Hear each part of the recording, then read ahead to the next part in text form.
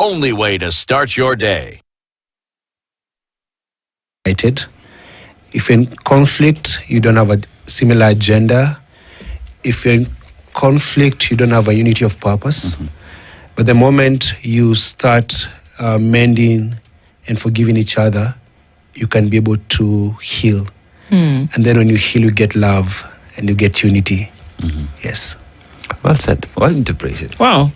That's very interesting that you say that, because the last time we were with you in this room, before you had told anybody that you wanted to run for presidency again, is that you were coming from a place where you had been severely tortured. Yes. And if anything, the things that you talk about for love and unity were probably the last things in your mind at that point because of what you went through. Whether you went through at the hands of those who did this to you, or what you went through at the hands of those who allowed this to happen. And so then you've transitioned now to coming back and saying, does that mean that you've forgiven and that you've allowed love to then flood your heart and say, okay, let's come together and let's make Kenya a little bit better? Is that what you are trying to say? So have I forgiven my tormentors and my torturers? Yes. But also forgiveness does not mean no accountability. It doesn't mean that you get away with murder or rape. You know, one of the things about Christianity that I don't like at all is when you offend me, you go and apologize to God and you demand that I forgive you. But you offended me, not God. So if you go and commit, you see in church, someone says, I used to rape, I used to rob, and then God has forgiven me, then you demand the same thing from me and I'm not God. So I'm saying, yes, I'm going to forgive you because I can't walk around with the burden of pain and saying that I have bitterness in my heart. But I'm also demanding that you must be accountable and be held responsible for your actions. And that's where the law comes to play.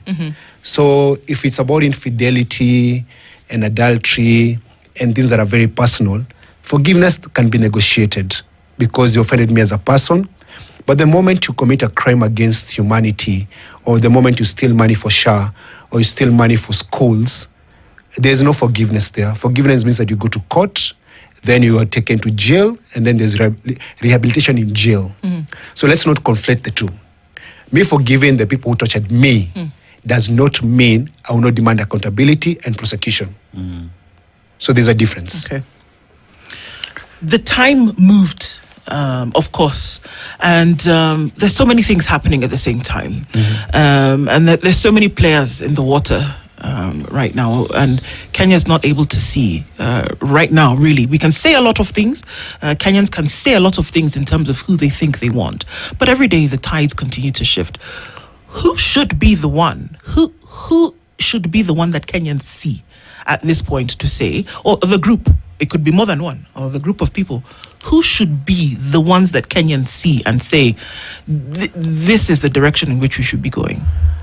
We need to stop looking at personalities and look at the Constitution and let's say who is best, can represent, defend, and uphold the Constitution. Who has a track record of doing that in time past?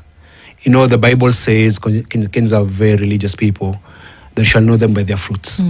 So whose fruits give love? Whose fruits bring unity?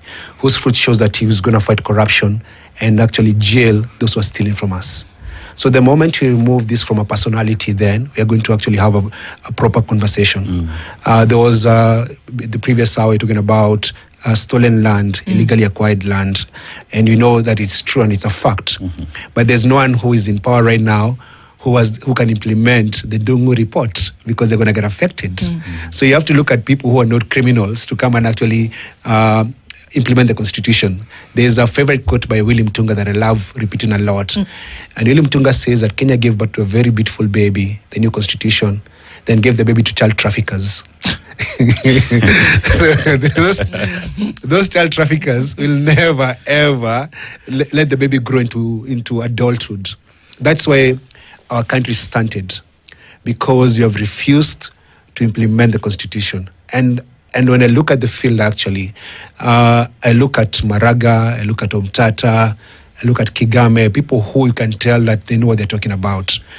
And the unity we want in this country is a unity of values, not tribes. Because this Murima, these numbers, it's nonsense. Who who has the values to take Kenya to the next level. You know, we talk about Singapore a lot, and here, Singapore is one of the least corrupt countries in the world. Kenya is one of the most corrupt countries in the world.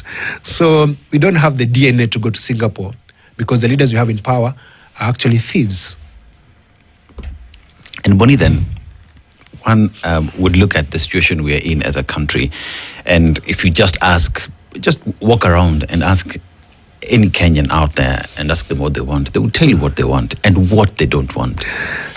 But when it comes to voting day, mambo hubadilika. So then conversations would be that if unity, if you look at what happened in 2024, 2025, Kenyans coming in together and saying no to excesses, how do we continue that conversation and ensure that Kenyans continue with that conversation? We want corruption to come to an end. We want justice. You know, others are talking about compensation. But Kenyans are saying there cannot be compensation without justice. You've said, I have forgiven, but the law has to take its course. Yes.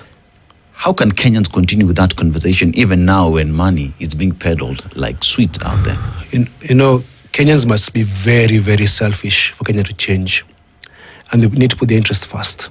If they want teachers in schools and doctors in hospitals and medicine in those hospitals, they should ask themselves, who is that person, or what is that formation that will give us that?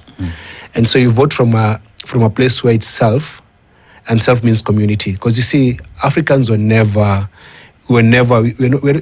are socialists by nature. Socialism is us.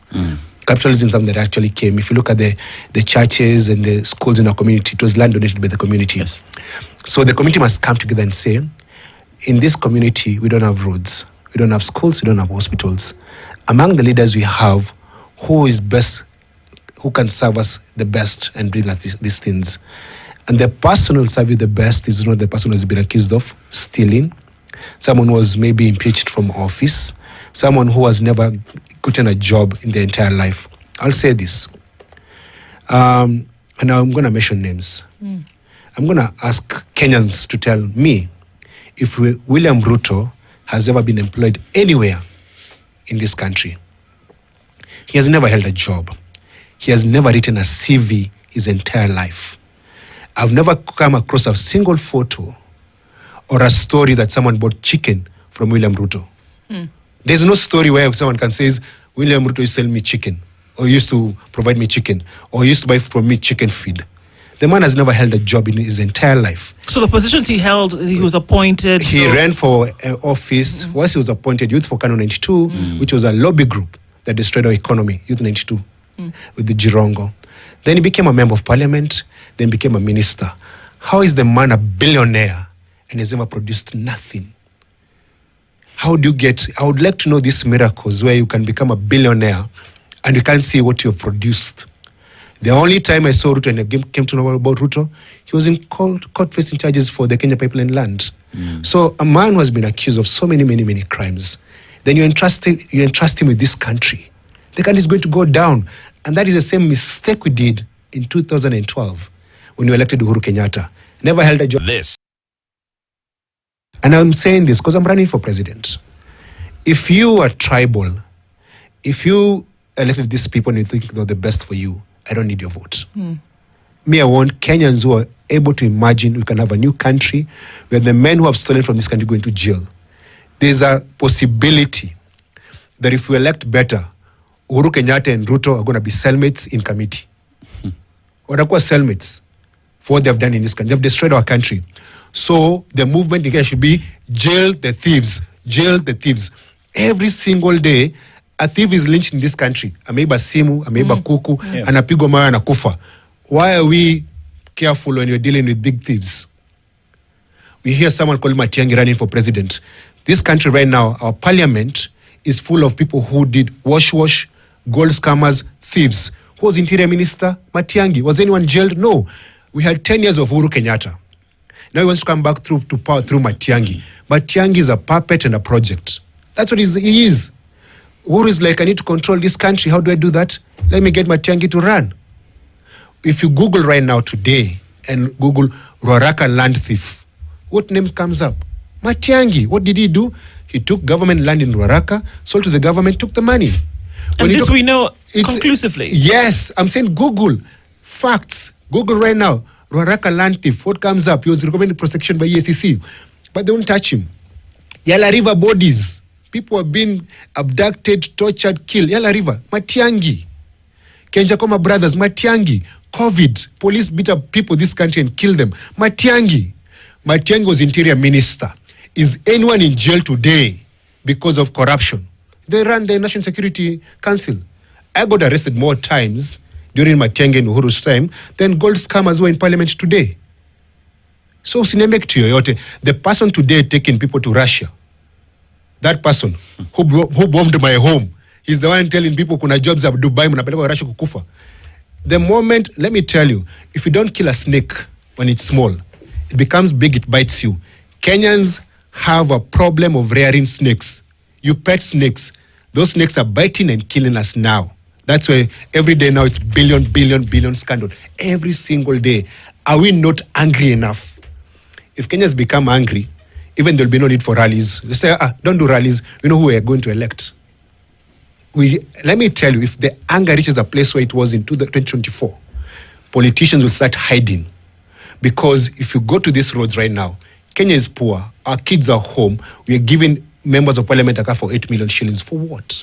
Well, obviously, Bonnie, these things that you say are born from your experiences, and these are your views that you share at this point. But the truth of the matter here is that, or rather, the question that I would ask is that if you were not running for president, yes, these views that you share, which are yours, would they also be the same things that you speak of? I've said the same things for the last 17 years. I have not changed. I've grown older. I have more injuries and more arrests, but I've been very consistent on my stand. We need the rule of law, not someone's goodwill. Let's not talk about personalities. Hii mambo personality, no. They will bring, we don't care. We say, what have you done in the past? Rigathi has never held a job. He was a DO under Moi. Now he owns hotel, he has billions. I know when I say this, Kikuyu will say, oh, we'll not vote for you. Keep your votes. You see, I told God, because I'm having a struggle. I'm like, God, why am I running for president? Because I feel like I woke up one day and said, let me mess my entire life. My life is in trouble. I have too many court cases. Not for stealing, just government just throwing me problems at me. And I'm like, God, you're giving me such a big burden. And then I said, I'm going to run for president, but I'm not run away from the truth. I'm going to become a prophet in this process. I will not compromise my values so that I can appease voters. I will tell them the truth. And if they don't vote for me, well and good. Because we're here, we're in this world, we're going to see. When you vote thieves, they steal from you. When you vote a killer, you get killed. When you vote a rapist, you're going to be raped. That's clear. And the moment I have done something called manifesto, I'll pass this to you. I'm not bribing you. It's not money. You know, Kenyans are used to money. And I've, at the back, there's a pledge. And I'm telling Kenyans, first, do not sell your vote. There's a pledge at the back. Do not sell your vote. Do not vote for your tribe. Vote to redeem Kenya from the hands of thugs. You know what? Let me say this. When this government came to power, at Kasarani, there was a speech. Yes. They said they're gonna audit debt. They have not audited those debts. They said they're gonna make the SGR and the expressway contracts public. They haven't done that. They say they're gonna do a state capture commission. They haven't done that because they realized all this money that was being stolen, they were all eating together. So expressway is owned by Kenyans. So in this regime, we realized it's owned by Kenyans, some particular Kenyans. They increased the fee and said, now let's increase so that now we have a top 100 shillings on top, so we can eat. That's actually what happened. The first thing they did, Come on, Bonnie. It's true, expressway. What did they do? They said, oh, it's owned by Kenyans. There was no loan that was taken. Kenyans paid for these things fully. It is true. Expressway, there's no loan. So what did the government do when they came into power? They realized, oh, so-and-so is eating. They said, let's raise the fees for expressway so that you can get 100 shillings on top of every trip. That's what's happening. So, Bonnie, we realize where we find ourselves as a people, as Kenyans, is not an inability, is lack of will to implement the constitution. Because one would say, if you implement the constitution of Kenya 2010, everything else is sorted. True. Because then you'll ensure that the constitution, when it speaks of education that is free and affordable and mandatory for everybody, Yes. kids will be able to go to school. True. That when it comes to providing affordable healthcare for all, universal healthcare will be a reality. That today we find ourselves in a point where things that we ought to be receiving as Kenyans are things that we struggle to get so much. Yet every day it's 11 billion shillings is lost. We have 37 million shillings for a Christmas tree. We have 5 million shillings for a housewarming party. Yeah. You know, we have empowerment projects and we don't know where that money is coming from. Yet Auditor General is speaking every other new day on inconsistencies in budgets and expenditure in the country. Do Kenyans think about that? Do Kenyans ever ask, umekuja sawa, umetupatia imetoka? Do we ever ask that? And how do we then, by consuming all that information and consuming loot and corrupt money, shoot ourselves on the leg? So the moment when you hear these scandals, and there are many, many of them, when you hear billions have been stolen, the voters eventually get some of that money as handouts and T-shirts and lassos and unga when they queue to be given unga. What's unfortunate, they don't connect the stealing and the handouts because no one gives you free money. The countries that we quote that we aspire to go to, or like Singapore, the countries that we borrow money from the British government, the American government, their politicians never give handouts. All they do is protect the money that is collected from taxpayers, and then that money, when it's collected, it gives services. Now, this country, as of now, we're paying 43% of our pay slip is going towards taxes. You're paying for pay as you earn, you're paying for SHA, you're paying for NHF, you're paying for NSSF, you're paying for housing levy, and you still have no services. And that's where the problem lies. The Kenyans are not able to demand accountability. I think accountability is the key word from the people in power. And the other thing, the mistake we do, we become active citizens during elections. We don't become active citizens every day. We need to be able, the moment you elect a leader, hold them accountable for the next 5 years. So before you're being told about Singapore, because it's Singapore, tell us the promises you made when you ran for office. Have you fulfilled them? That's what we need to do. I think we need to be in a constant state of anger until the day this government leaves power.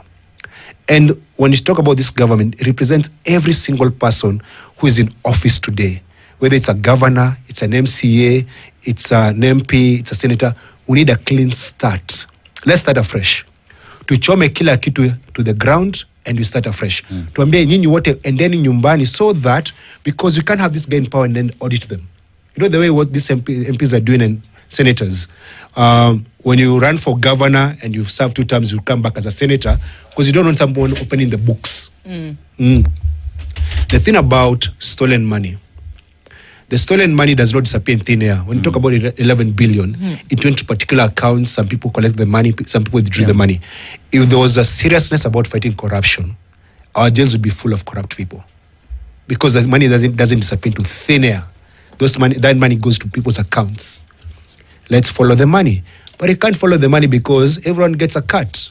Everyone gets a cut. From the president to the police commissioner to the EACC chair to the prosecutor to the judiciary. Everybody's touched. Is what you're trying to say, that everybody across this chain that then is responsible for making sure that justice and the rule of law is upheld, that you're saying everybody along the chain is tainted. Everybody gets a cut. But at the same time, Kenyans are not good people. Kenyans are not good people. Okay. I want you to look at every single day there's an accident. The first responders, they steal the phone from the accident victims. Yes. When there's a lorry crashes, it has oil or it has bread or sodas. People just go and start stealing. When Uhuru's Shamba was invaded, people are stopping their cars to start stealing sheep. We're a country of thieves. And if you're a thief, don't vote for me. If you're a tribal, don't vote for me. If you don't like because I'm wearing my earring just because I want to wear my earring, don't vote for me. If you think I'm too arrogant, don't vote for me. If you think I call your tribal kingpin a thief and a murderer and a land grabber, do not vote for me. I am going to fix this country. But if you don't like my attitude, keep your vote. Beyond jailing the corrupt, because interestingly enough, I know that we keep making references to the thing, but one of the phrases that I like in the development circles so much is that if you strive to be like the developed, you have to do what the developed did. Yes. Right? So if we keep making reference to this Southeast Asian country, one of the very first things that they did was actually that. There were people who served in office who then were sent to jail. They went through the court case and were sent to jail. There are people who are serving sentences today because of, the things that they did. So beyond that, though, there were certain things that have been done. And we make it sound like brain surgery for some of these things that need to happen policy-wise in the country. So beyond jailing the corrupt, beyond dealing with these obviously, depressed value system that we have to work with day on day, what needs to be done? Because it seems like it's so difficult to put children in school without having to bribe the head teacher. It seems so difficult to say, okay, guys, you don't have 6,000 shillings a year, but do you have 20 shillings today? Can you give me 20 shillings every day so that we can put up a health system that works? We seem to not be able to get food to people in the country who are starving today, but we can fly around in helicopters for 340 million shillings. Yeah. But there are people who are boiling leaves, Bonnie, to feed 6 children. Yes. Today, that's the reality. That's the truth. So we make it seem like brain surgery to be able to get this thing done. So how do you do it? How do you do it? How do you solve the problem? So it's very simple, actually. I don't think anyone needs a manifesto to run for president in this country. You don't need a manifesto. You just need the Constitution. Open Article 43 of the Constitution. It says everyone has a right to highest level of education, healthcare, sanitation, food security. All those things are in the Constitution. This country should not have private schools. Should all have public schools, fully funded by the government. No one should pay for education from kindergarten to university. Nobody. That is number one. Number two, healthcare. No one should be forced to sell their cow or their land to get healthcare. Healthcare should be free. Because the moment you educate a populace and they're healthy, they'll produce. And then, thirdly, sanitation.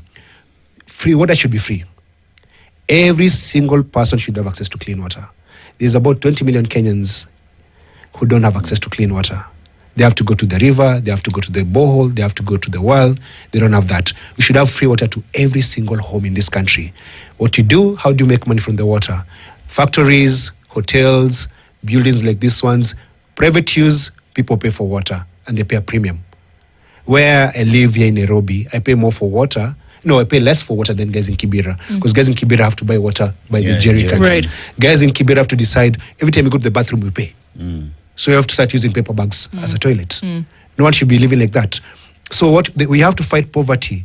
And the only way to fight poverty is through free education, free healthcare, and free sanitation. Somebody's got to pay for something, though. We have more than enough money. We overpay. We are giving our president and first world salary, and then you're in a third world country. Our president motorcade is about 50 cars in a day. You find someone is a minister, there are 3-4 cars, and they have like 10 security people. There's a lot of wastage in this country. We are just wasting money. These ceremonies that you see every day, the president going everywhere, every single day, it's a waste of money. We have to reduce salaries for people who are in public office. So you only get people who want to serve the country, not to enrich themselves. No one in government should be in business with government, or even if it's their friends, no cronies and all that. The moment you said people could do business with government, they all get into do business with government. The billions that are stolen in this country are in the hands of a few people. Those are reported by Oxfam. They said how many people? Less than 1,000 people own more money than 42 million Kenyans. It's a fact. Let me tell you, what China does. We like getting money from China. China gives us money. China, they behead and shoot people. There's a level of crime in China that you get a death penalty. And I think, and that's where we're going in 2024, there's a number of people in this country that Kenya would actually go forward if they were dead. Like the first thing we do once we get into power is just investigate guys who have screwed this country since 1963. And there are a few individuals, because you can name them. They're like 100 people. They run insurance, they run the dairies, they run the road, they own the railway, they own the land. The only thing they don't have in this country is just the oxygen. Yes. But the moment those people are removed from breathing the same oxygen as we are, Kenya will be better. Boni, you've just mentioned about Westage and the way you see the... Have you found first Roraka land thief? Yes. Yes. Was I right? Everyone Google Roraka land thief and then you tell us you want to be president. So President for who? It is a 1.5 billion shillings land saga. And yes, the anti-graft agency blamed Interior CS Fred Matiang'i and PS Bello Kipsang for the loss of 1.5 billion shillings. And then they were here walking around saying they want to be president. Yeah. So, President Yuanyanye.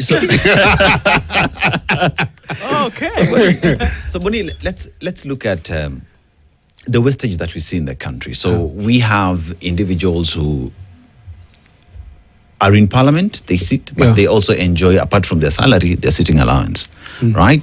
We have motorcades that are running around. Moving the president has been quoted at around 1 million shillings, 100 million, just moving the president at any given time. Yes. And you look at also... That's 3 billion a month. And you also have governors as well who are traveling across the country. MCAs are moving around, right? Yeah. And we look at the things that we lack in the country: healthcare, education, water, and everything else. Boni, if we voted right, Yes.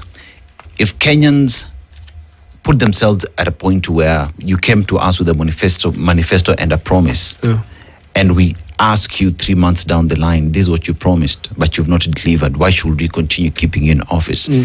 Where do you see this country going? Because many have said even Singapore will be a small boy to Kenya because we have the potential of being bigger than even Singapore. Yeah. So you have to remove money from politicians' hands. You have to remove, nowadays called NGCDF, you have to remove CDF money from politicians. You have to ensure that there's oversight. For example, the people who provide oversight to the president is parliament. But parliamentarians are bribed. They're the ones following the president everywhere for money. Did you know that every time that you see a politician with the president, they get a minimum of 200,000 just to follow him around? A minimum, like so that they can be in a political rally.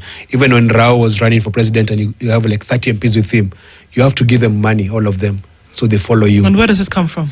As his money that is stolen from us. When a politician says I've defected to another political party, there's a sign-in fee.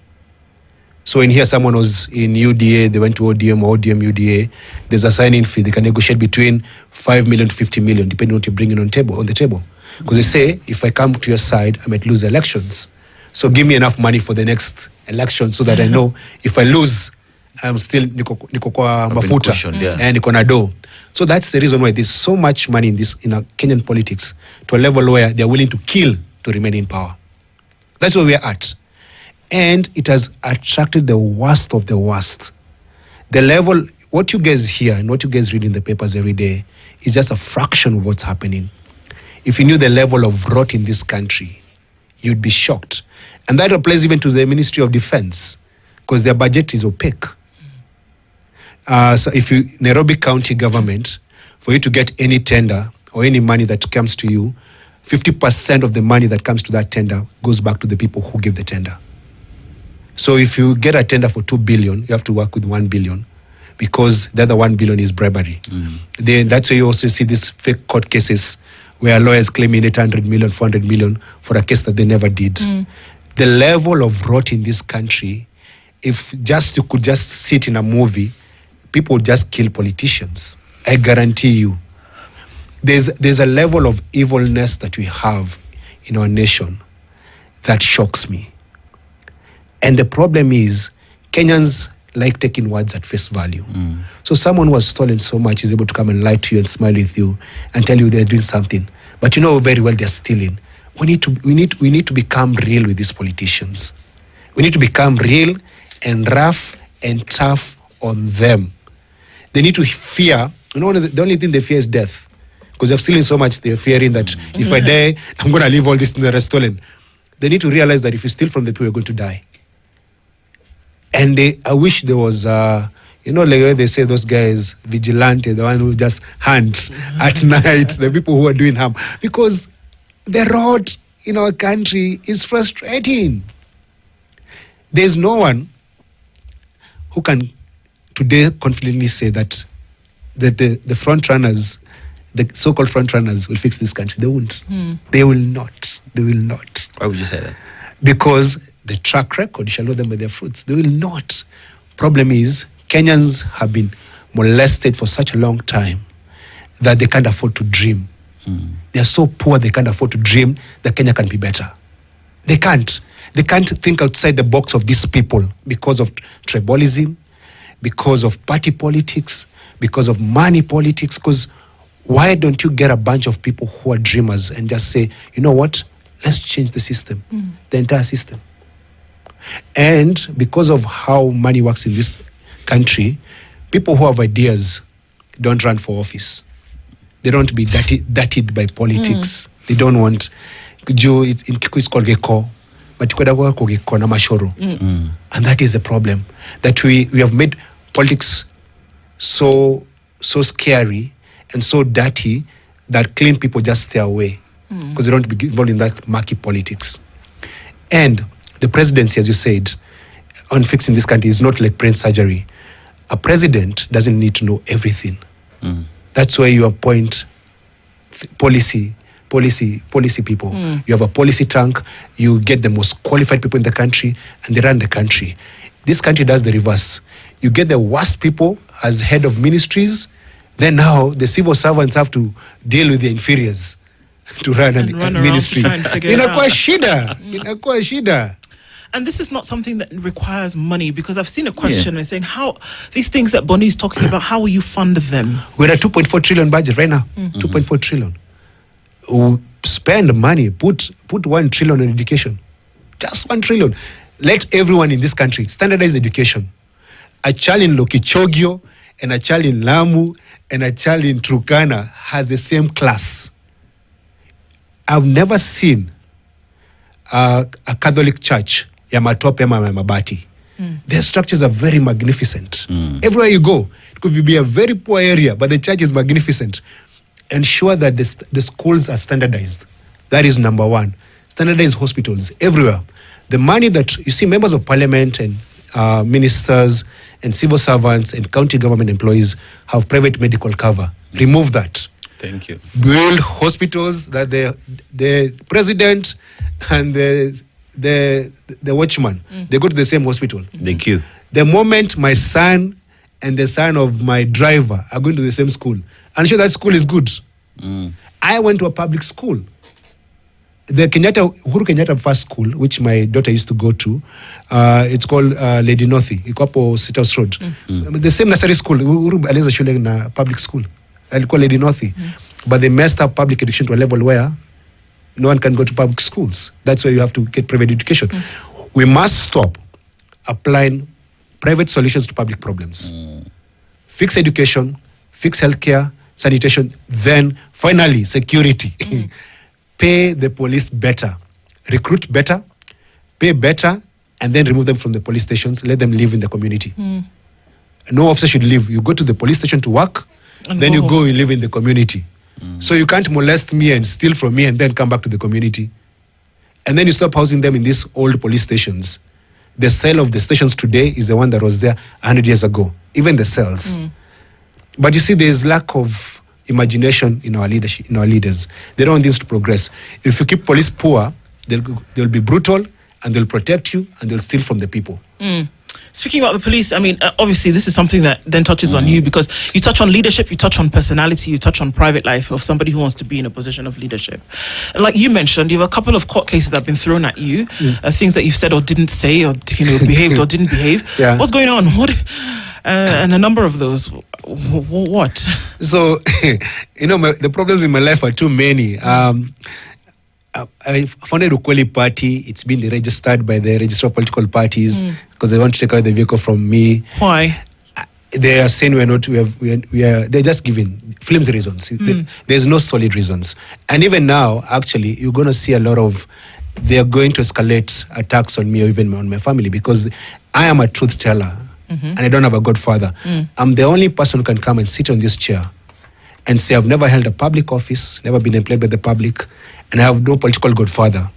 I can't say Baba was my mentor or my godfather. When he died, my mentor did not die. I don't need a political godfather. So I'm not one of those orphans from either Moi orphans, Kibaki orphans, Raila orphans. Me, the mandate I have and the office I occupy today is because people entrusted me with that. That over the years that people have said, you can speak on our behalf, you can represent us. So these all things are all political, but I serve a bigger God, and I know I'm going to be safe in God's hands. I don't think my security or my safety depends on an individual. And even the day I'm going to die, it will be determined in heaven, not here. So I don't walk around this country scared of dying. Nah. Because if it was up to me, I would not be an activist. It's painful, it's frustrating, it's stressful. It's just a bad space. But there's a fire in me that can't go out. That when I keep quiet, I feel like I'm burning. You know, like Jeremiah, I feel like I'm burning. And I have to speak. That's why I do it. Boni, in all this, there is you, the person. There is Boni, the husband. There is Boni, the brother. There is Boni, the father, right? And with everything that you're seeing from where I sit, there is so much pain in Kenyans on a daily basis because you want to go to hospital, you can't afford it. You want to go to school. Yesterday in coverage, you saw there's a gentleman who walked all the way from Bomet to Nairobi to have well-wishers pay for his university education because he cannot join university because he does not have money. We have kids who've been sent back home from grade 10 because they cannot afford it. And you look at that and the space that you want your family to operate in, and one says we must all fight for Kenya to be where it ought to be. That poverty has been used for a very long time by the political class as the currency upon which they keep on coming back to us and giving us tokens. How does your family deal with all this? You wanting to become president, yet everything, the baggage that is behind you. You know, when I went and told my kids I was going to run for president, my eldest son was crying. He said, don't do it. They're going to kill you. Don't do it. Because that's the fear they live with every single day. Even my wife lives with that fear. And how old is he? My son is 18. He has a voter's card. And so they live with that fear that my phone cannot be off. And if it's off, they know where I am. Because when my phone goes off, they panic. Am I safe? And so, and I've been shot. They phoned me in hospital. I came back from Tanzania. Very bad things happened. My kids couldn't even look me in the face. They were ashamed on my behalf, you know. And they live that pain. And beyond that, because when I post something online, my kids will come through comments. They see nasty things being said. So they're like, why do you put yourself out there? Because the truth is, and I've worked long enough, I started working when I was 14 years old, that I have enough money to sustain my family. I don't need anything. I'm not running for office because I'm running away from poverty. I've worked so hard and I'm qualified in what I do that I get paid for my brains. And so they're asking themselves, why are you putting yourself out there? Because the last time I ran for office, I ended up broke. I had to start all over again. So there's that as well. So there's a lot of concern in my family. But I'm like, if we don't do it, who will? Our country's in debt. Right now, our national debt is at 12 trillion shillings. Everyone in this country owns about 200,000 Kenya shillings. Like today, do you have kids? One. If you get another child, we'll come and tell you umezaa deni, because the child you're going to give birth to atakuwa ni deni. It's true. Every time you give birth ni deni. Boni haja kuchoma. Ni kweli, unazaa deni. Unaleta mtoto kwa hii dunia. Ask Gen Zs, they don't have voters cards, and please get a voters cards, and they don't even to get pregnant because they say ukizaa unazaa deni, you know. So we need to turn our pain into power. You said Kenyans are in pain. Turn that pain into power. Let that power bring a ballot revolution. Let's all come together and say, Kenya must change.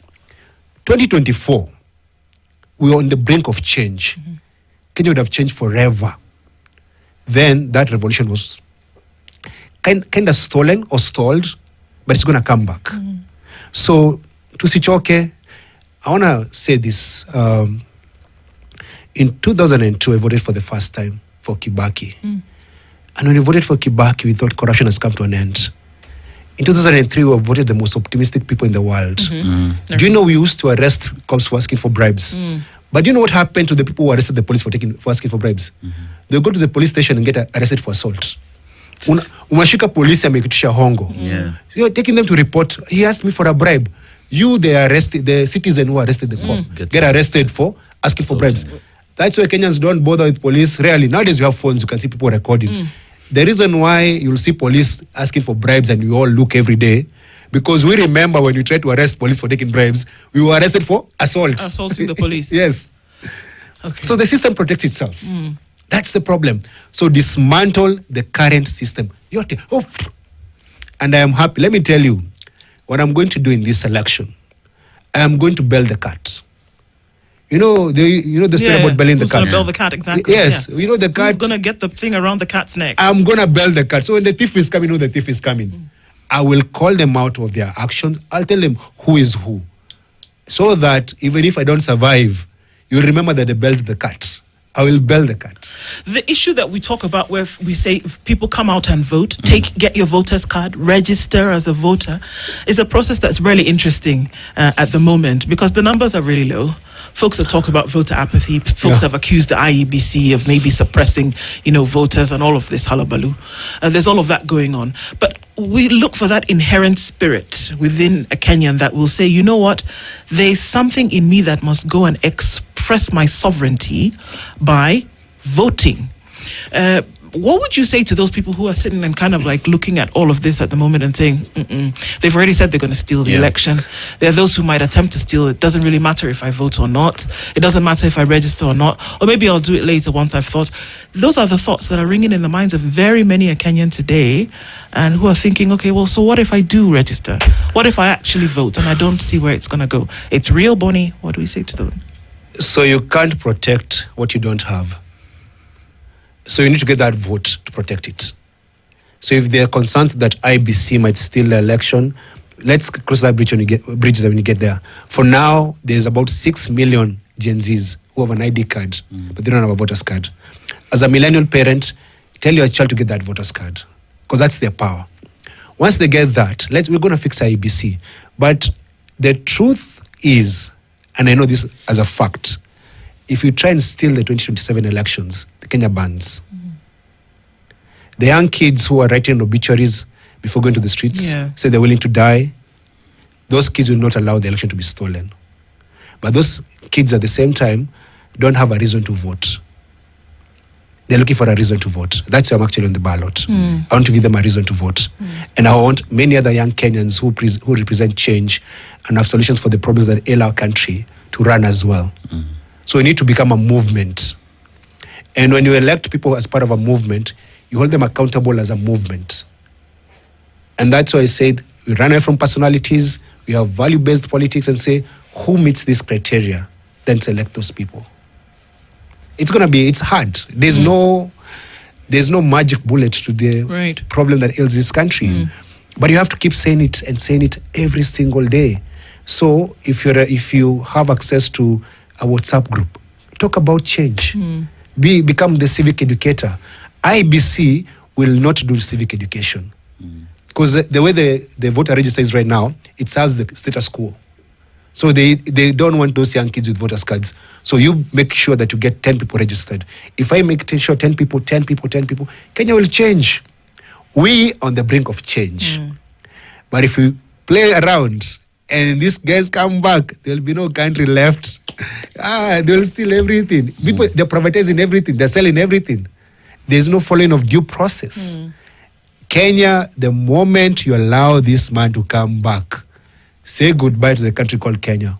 Say goodbye. Bonnie, what is Kenya in your eyes? You become president today. Oh, Kenya in my eyes. Yes. Whoa. Okay. So one of the most degrading things in this country is poverty. And I can tell you, the moment I become president, Kenya will live a dignified life. Poverty will be a thing of the past. That you can be sure you don't even have to own a car because public transport system works. My son Nate will not buy a matatu. No. We will not be running matatus. We'll fix public transport systems. Every day My daughter is like me, talks like me, walks like me, like she's a fighter. Her name is Sifa. And Sifa asked me, will Kenya ever change? Because we are driving. I don't overlap. People overlapping, borders on the wrong side. She gets upset. It's like, why can't we just follow the rule of law? And if I become president, there will be order and discipline in this country. When you go on the road, the cars are following the barabara. Right now, I don't even know who the transport minister is. But I remember a time in my I had to think about that for a minute. When I was young, Matatus, there was order. They would wear a uniform. There was a stage. There was order. This country is run like a border. It's chaos. But I was just thinking about the arrogance of our president. Our president behaves like a boda rider. Boda riders don't follow any laws. And they go on the wrong side. They hit your car. And if you try and complain, they gang up and beat you up. The president has become a boda rider. And then, there's work of makangas. Kari ya makanga, kunga mabati, kuita abiria. Then the president is also fighting to become a makanga. Every day is on top of a vehicle. Hakangi kwa ofisi yake. Hako tu hapa. As president, you don't have to be popular. Just be effective. And when you're effective, people will vote for you. He's looking for popularity. He wants to be loved. Oh, do you see me? Oh, I am cool. Oh, do you see me? I'm hosting. We don't want to see you. Go to the office and work. No one elected you to go to rallies. No one elected you to have ceremonies. The guy's never been to Harambee House. Never. Even once. He's never been to Harambee House. The guy is on top of a vehicle or a state house. He does ceremonies. Angekuwa MC. Wow. You're not president. Yeah. On a red card. Hakuna kazi anafanya. Anapigana tu kufanya kazi yenye hajapewa. Listen. You don't have to reinvent the wheel. You have a manifesto, implement it. You don't need activities. Every ceremony you have, it costs us money. You don't have a ceremony. I don't even think that he has time to think because he's ever in activities. So that thing that you said that you were going to do for the country, just do it. Yes. Essentially, just do it. Yeah. You don't need to come and tell us, well, I'm going to go do the thing that I said that I was going to do while I'm doing it. I'm telling you that. No, just do it is what you're saying. Let me tell you, you cannot be a little drunk or a little pregnant. You are either drunk or pregnant. No, you can be both. You can. That's true. But it can't be little. It is full. Yeah. Full. So if you're going to work fully. You can't be little work, little this. Nah. That's what you're asking. Indeed. Do the job that you asked for. And that is why I know today the office of the president is unoccupied. There's a vacancy. There's a masquerader there who was impeached by the people in 2024. And I'm running to replace him and become the next president of the Republic of Kenya. He says just do it. Nike was up to something there, I guess. Yeah. Boniface Mwangi wants to be the president of Kenya. He said a number of things today, and a lot to think about, that's for sure. If anything, that it moves the needle that Kenyans will be thinking. One thing I want to see is when you make the transport in the country work, I want the mood to be right. And I can also tell you, ukizaa that time, utakuwa unazaa deni. Plan for then. Now, bibi yako atazaa bure. You were promised free diapers. Hakuna kitu watu walipewa. Indeed. Just don't be drunk on the way to get there. Bonnie, thank you. Thank and you. We look forward to the next Asante Sana. Asante. Good morning at 9 a.m.